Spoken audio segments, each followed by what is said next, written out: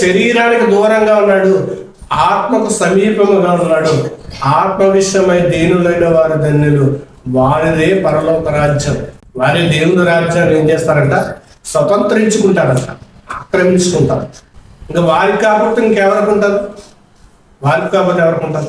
మాది అన్న ధీమ ఎవరికి ఉండాలంటే కనుక దేవుని రాజ్యం లేదా పరలోక రాజ్యం మాది అన్న ధీమ ఎవరికి ఉండాలంటే ఆత్మ విషయమై దీనులైన వాళ్ళకి వాళ్ళకి ఉంటారు. ఎందుకంటే ఇక్కడ అన్నిటిని ఏం చేస్తారంటే కోల్పోయారు కాబట్టి, ఇక్కడ అన్నిటిని వదిలేసుకున్నారు కాబట్టి, ఇక్కడ అన్నిటిని చంపేస్తారు కాబట్టి, శరీర కార్యాలన్నిటిని చంపేస్తారు కాబట్టి ఇప్పుడు దేవుని రాజ్యాన్ని స్వతంత్రించుకునే హక్కుదారులు వాళ్ళ కాకుండా ఇంకెవరవుతారు? వాళ్ళే అవుతారు. అందుకే చెప్తున్నాను, నేను ఆత్మ విషయమే సమీపముగా ఉన్నాను.